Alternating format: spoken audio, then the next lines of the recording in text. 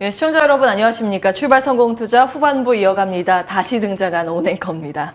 네, 다시 등장한 이혜은입니다. 예. 간밤에는 미증시가 쉬어간 만큼 유럽 증시와 아시아 증시 정리하면서 글로벌 원샷 정리해 보겠습니다. 자, 유럽 증시는 3대 지수 모두 약보합권에서 하락 마감을 했고요. 그리고 아시아 증시는 일제히 상승으로 마무리를 했습니다. 미증시가 노동절로 휴장해 가는 사이 유럽 증시가 일제히 하락하게 된 이유는 라가르드 총재의 발언이 좀 있었고요. 그리고 독일의 7월 수출이 0.9% 하락으로 나왔습니다. 물론 이 정도 수치는 양호한 수준으로 평가를 받고 있습니다만 라가르드 총재의 발언 쪽에 조금 더 무게를 두고 있는 것으로 보이고요. 아시아 증시 일제히 상승할 수 있었던 요인, 중국이 계속해서 경기 부양책을 하나씩 조금씩 꺼내놓고 있습니다. 모기지 금리 인하뿐만이 아니라 계속해서 금리 인하로 일관하고 있는 중국 정부고 부동산 부양 정책의 발표를 하자마자 어제 하루 동안 중국에서 3,000채 가량의 거래가 또 발생했다고 합니다. 오늘 또 10시 45분에 차이신 서비스업 PMI가 발표가 되니까요. 이 부분 보시면서 어떻게 나오는지 보시고 국내 증시에도 영향 미칠 수 있다는 점 체크 포인트로 삼아주시면 좋겠습니다. 12시 반경에는 일본의 10년물 국채 수익률 관련해서 또 데이터가 나오니까요. YCC 이후에 좀 불안했던 일본의 국채 금리 수익률 현황까지 체크해 보시면 좋겠습니다. 자, S&P 500의 8월은 어땠을까요? 여름이었다라고 타이틀을 붙여봤습니다.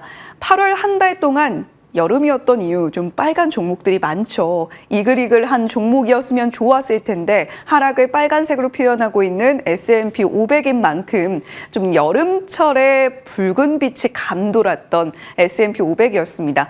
8월은 미국 증시 1년 중에서 두 번째로 부진한 달이라고 평가를 받죠. 특히 내년에 선거가 있기 때문에 선거 전해인 올해는 더욱더 부진할 수밖에 없는 데이터를 가지고 있습니다. 자, 그렇다면 첫 번째로 부진한 달은 언제일까요? 바로 이번 달 9월입니다. 하지만 지금 월가에서는 9월이 어려운 달인 것은 분명하나 단기적으로 상승 이어갈 것으로 보인다라는 전망이 쏙쏙 나오고 있고요.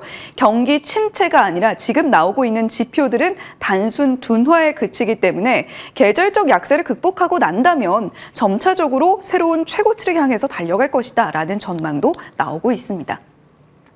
미국 반도체 종목들의 한 달치도 좀 체크를 해보겠습니다. 엔비디아가 9%대 상승을 반짝 켜면서 독주를 단연코 드러내는 모습을 보여줬는데, 자, 힘들었던 8월 엔비디아 9% 독주할 수 있었던 배경은 AI 이 두 글자로 표현할 수 있을 것 같습니다. 자, 그러면 미국의 반도체 시장 AI뿐만이 아니라 어떤 키워드들이 더 있을까요? PC 시장 그리고 스마트폰입니다. PC 시장을 대표하는 인텔과 델, HP는 조금 엇갈린 전망을 내놨는데 HP는 실적이 별로 좋지 않았죠. PC 회복 속도가 생각보다 느리다라는 코멘트를 내놨습니다. 그런데 반대로 인텔과 델은 좋은 퍼포먼스를 실적으로 보여주면서 이런 이야기를 합니다. PC 시장은 살아날 것이고 앞으로의 전망치에도 변함이 없다라는 이야기를 내놓습니다. 자, 이렇게 엇갈린 시선이 나오면서 일단 델은 52주 신고가까지도 경신해내는 모습을 보여줬죠. 자, 그리고 브로드컴이 있습니다. 스마트폰으로 대변을 할 수가 있을 텐데 실망스러운 전망을 암시했고 실제로 애플의 아이폰 판매량만 봐도 그 둔화 속도가 좀 보이는 상황이었습니다. 거기다가 지금 IPO 대어로 꼽히죠. ARM. 스마트폰의 또 다른 대표 주자가 될 텐데 과연 ARM의 이 IPO 대여가 미국 시장의 스마트폰 시장을 부상시키는 데 역할을 할 수 있을까요? 글로벌 스마트폰 출하량이 줄어들고 있는 상황 속에서 중국의 경기 둔화 시그널도 감지가 되고는 있습니다. 거기다가 AI 열풍에 가려서 스마트폰 시장이 조금 더 소외받을 수 있다는 우려감 속에서 일단은 공모가가 주당 47달러에서 51달러 선으로 책정이 됐다라는 소식까지 전해드리겠습니다. 자, 테슬라 부진 속에서 중국 전기차의 약진이 돋보이고 있습니다. 테슬라의 월중 흐름 보면 역시 빨간색이죠. 테슬라도 여름이었습니다. 자, 그런 만큼 테슬라의 주가 하락을 그나마 좀 월 중에 비해서는 회복하는 모습을 보여줬습니다만 중국 내에서의 가격 인하가 앞으로의 영업이익, 영업 마진에 있어서 우려감을 드러내고 있는 거죠. 그런 가운데에서 중국 전기차 기업들의 약진세 때문에 테슬라도 여러 가지 복잡한 상황을 감내할 수밖에 없는 겁니다. 리오토는 순수 전기차 그룹으로 보긴 좀 어렵습니다만 역시 중국 내에서 가장 많은 판매량을 기록하면서 선두를 유지하고 있고요. 니오와 샤오펑, 거기다가 샤오펑은 디디 추싱 인수권뿐만이 아니라 거기다가 폭스바겐과 협업을 통해서 내년에 그리고 2026년에 새로운 모델도 발표하겠다라고 밝히면서 앞으로의 스텝을 더욱더 빠르게 확장해 나갈 것을 암시하고 있습니다. 자, 그리고 오늘 시작됩니다. 독일 뮌헨에서 IAA 모빌리티 2023이 개막을 합니다. 10일까지 이어지는데요. IAA 측에서 발표한 6가지 키워드입니다. 커넥티드 모빌리티부터 지속 가능한 이동성까지 최신 기술을 만나볼 수 있는 장이 될 것으로 보이는데 국내 기업 중에서는 삼성전자 그리고 LG전자가 참석을 하고요. LG전자는 파트너사 명목으로 일단 전시 부스는 마련하지 않습니다. 현대차는 20년 만에 불참을 이야기를 하고 있고요. 그런데 중국 전기차는 여기서도 돋보입니다. 참가업체 660여 곳 중에 40개 이상이 중국 업체다라는 점에 포인트를 삼아 보시면 좋겠고요. 중국의 부스를 차리고 있는 전기 자동차 업체들까지 리스트 정리를 해봤습니다. 자, 이렇게 쉬어간 미증시 상황을 틈타서 한 달 동안의 미증시 상황 그리고 유럽 증시와 아시아 증시도 대략적으로 정리를 해봤는데요. 국내 증시 이슈가 훨씬 많죠. 앞서서 뮌헨 대첩이라고 주제를 잡아서 해주셨는데 우리는 그야말로 테마주 대첩을 그려가고 있습니다. 네. 굉장히 짧고 빠른 순환매가 어제 하루 동안 있었는데요. 먼저 정리해 보시죠. 들어가겠습니다. 반도체, 로봇, 자율주행, 2차 전지 할 것 없이 굉장히 빠른 순환매, 전강 후약의 패턴이 반도체와 로봇 쪽에서 이어났습니다. 자율주행도 사실은 마찬가지이고요. 주도주군에서 차익 실현 매물 출회가 오후장에 흘러나왔습니다. 그리고 작은 테마 보시면 의료기기, 제약, 경영권 분쟁, 게임, 재건 등등 일부 종목은 또 유입이 되는 흐름이 어제 하나의 특징이었습니다. 제약 중에서는 삼천당 제약을 체크해 보셔야 하는데요. 일정이 하나 있습니다. 유럽의 마지막 관문 실사 일정 이거 꼭 챙겨 보셔야겠습니다. 지난번에 캐나다 아일리아 시밀러 뚫었었죠.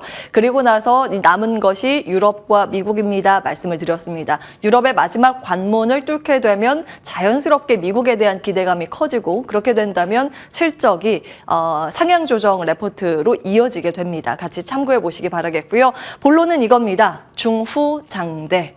묵직한 기업들의 반란이 어제 가장 큰 특징이었습니다.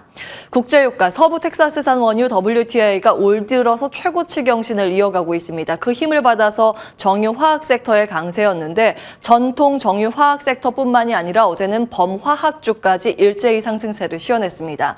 그리고 철강 섹터의 강세도 두드러졌는데요. 중국으로부터 훈풍이 들어왔습니다. 어제 당잠사에서 정리해드린 컨트리 가든 이슈, 빅웨이 위엔에 대한 채권 상환 3년 유예 결정의 호재로 반영이 되면서 우리 시장에서 가장 빠르게 유입됐던 관련주는 현대제철과 포스코 홀딩스였습니다. 그리고 포스코 홀딩스가 강세를 보이자 포스코 그룹주가 함께 들썩이는 모습이었는데요. 포스코 인터내셔널, 포스코 퓨처뿐만이 아니라 중후장대와 연관이 없는 소프트웨어, 시스템 통합 관련 기업인 포스코 DX까지 다시 들썩이면서 신고가 영역으로 들어갔습니다. 중후장대 조금 더 들어가 보셔야겠죠. 어제 화면입니다. 일단은 빅웨이 위엔 급환부를 끄게 됐죠. 물론 디폴트까지 시간을 번 것이고 아직 갚아야 할 총 부채 양은 상당하기 때문에 이 점은 체크해 보셔야겠지만 급환부를 끄면서 인공호흡기를 일단 주면서 시장의 관심은 이제 중국 경기가 살아나는 쪽으로 쏠리고 있습니다. 어제 중화권 증시에서 빅웨이 위엔 등의 부동산 관련 기업들의 급반등 하나의 포인트였고요. 지금 미국 같은 경우에는 CPI와 FOMC 전까지 매크로 지표의 공백기가 있기 때문에 자연스럽게 더 중국을 향할 수밖에 없습니다라는 포인트가 어제였습니다. 글로벌 경기 개선에 주목한다면 특히 중국의 경기와 중국의 물가지수가 안정을 찾는다면 과거 에쿼티상 반응을 보였던 업종 어제 정리해드린 것처럼 반도체, 화학, 에너지였는데 이 중에서 특히 어제 화학과 에너지, 정유가 여기에 들어가죠. 이 반응이 컸던 겁니다. 좀 자세히 들어가겠습니다. 중국 경기와 유가의 상관관계 너무나 잘 아실 겁니다. 미국과 중국이 전 세계에서 기름을 가장 많이 쓰는 국가이기 때문입니다. 작년 데이터 기준으로 미국이 가장 많이 기름을 사용했고요. 중국이 그 다음입니다. 근데 변동률 기준으로 보면 42% 급등으로 가장 빠르게 늘고 있는 쪽이 중국입니다. 그 다음 늘고 있는 쪽이 인도고요. 자, 이건 과거의 데이터이기 때문에 이번에 중국 경기가 살아나서 기름을 더 많이 쓰게 된다면, 공장 가동이 빠르게 돼서 더 많은 소비가 일어나게 된다면 이 국제 유가의 가격이 조금 더 올라갈 수 있을 것이라는 것이 지금 시장의 컨센서스입니다. 어제 이제 차에 운전하려고 앉았더니 기름이 없더라고요. 진작 주유 좀 할 걸이라는 생각이 들었습니다. 국제유가의 차트고요. 6개월 차트, 바로 전 고점을 돌파하면서 연내 최고치를 경신하고 있는 국제유가의 흐름입니다. 수요와 공급 모두 지금 국제유가 상방 압력을 가할 만한 부분이 훨씬 더 많기 때문에 걱정입니다. 걱정 반, 그리고 그 안에 투자의 아이디어 반, 이렇게 있습니다. 하나하나 보시면 수요와 공급 곡선 아주 잘 알고 계실 겁니다. 수요가 올라가면 당연히 가격이 올라가고 공급이 떨어져야 가격이 올라갑니다. 그런데 그 모두 가격 상방 요인을 향하고 있습니다. 수요의 상방 요인은 앞서 말씀드린 중국 경기 바닥론입니다. 중국이 매크로 상황에서 어떠한 경기를 살리기 위한 추가적인 경기 부양책을 발생을 시키고 있는 상황입니다. 그것이 이제 잘 듣는지 요소가 앞으로의 수요단을 자극할 만한 포인트고요.